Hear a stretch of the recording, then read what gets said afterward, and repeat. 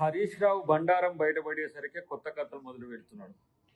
ఇప్పుడు కాళేశ్వరం కథలు చెప్పే ప్రయత్నం చేస్తున్నాడు. జడ్జిమెంట్ తెల్లారి అప్పీల్కి పోతారు. జడ్జిమెంట్లో మీకు వ్యతిరేకం వస్తే అప్పీల్కి పోతారు. అంటే వ్యతిరేకం వస్తుందని తెలిసిపోయినట్ట, లేకపోతే రహస్యం బయటపడ్డది కాబట్టి ఈరోజు దాన్ని కప్పుపుచ్చుకునేందుకు కొత్త కథలు చెప్తున్నాం. సరే చూద్దాం, రేపు ఏమొస్తుంది, మీరు ఏం చేస్తారు, మీరు పోయిన టీం ఎందుకు పోయిండ్రు అనేది తెలిసిపోతుంది. కానీ ఒకవైపు ఏమో కేసీఆర్ ఇక్కడ బహిరంగ సభ పేరు మీద డ్రామాలు మొదలు పెడితే, అటువైపు ఏమో మీరు మీ బీజేపీ కథలు మొదలుపెట్టిండ్రు. వాస్తవానికి అక్కడ నిపుణులతో కూడిన కమిటీ సందర్శించే రోజును గుర్తుపెట్టుకొని జీవన్ రెడ్డి జాయినింగ్ మీటింగ్ పెట్టింది వాస్తవం కాదా? ఎవరికి చెప్తావు కథలు? ఇలా కేసీఆర్ను లేపేందుకు, కట్టెలు పెట్టి లేపేందుకు ఏం మాటలు మాట్లాడుతున్నావు కదా. మొత్తం కేసీఆర్ రేంజ్ ఇది, కేసీఆర్ రేంజ్ అది. KCR range farm house range 2.5 సంవత్సరాల్లో 3 సార్లు బయటకు వచ్చిన రేంజ్. తన రాజకీయ జీవితం ప్రమాదంలో పడ్డప్పుడు బయటకు వచ్చే రేంజ్. ఆ రేంజ్ని తన్నే కదా ఈరోజు అధికారంలోకి వచ్చింది. మళ్ళీ బయటకు వెళ్తుండా? పోయి నువ్వు కూడా ఎక్కువ మాటలు మాట్లాడుతున్నావు. కానీ రేపు నువ్వు సిద్దిపేట చూసుకొని నువ్వు గెలుస్తావేమో.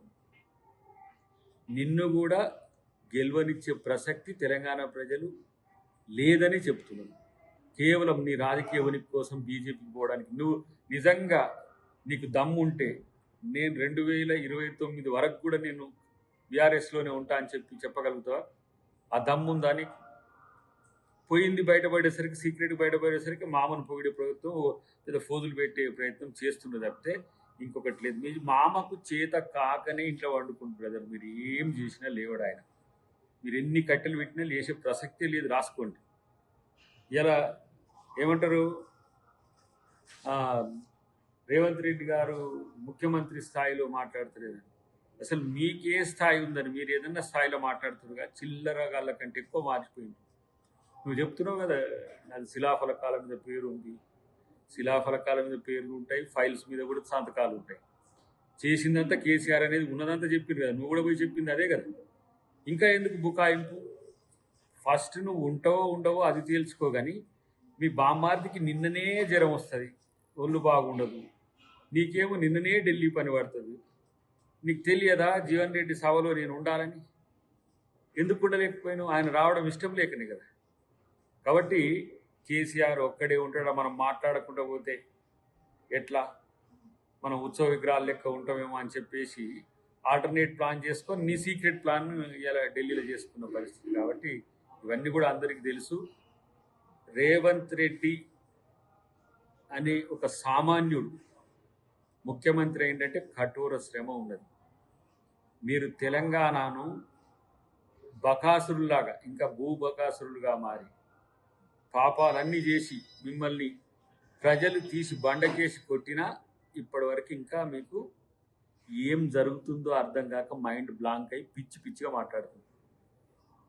ఎస్, డెఫినెట్గా రేవంత్ రెడ్డి ఉంటాడు, రేవంత్ రెడ్డి గెలుస్తాడు, కేసీఆర్ బీజేపీకి పోతాడు.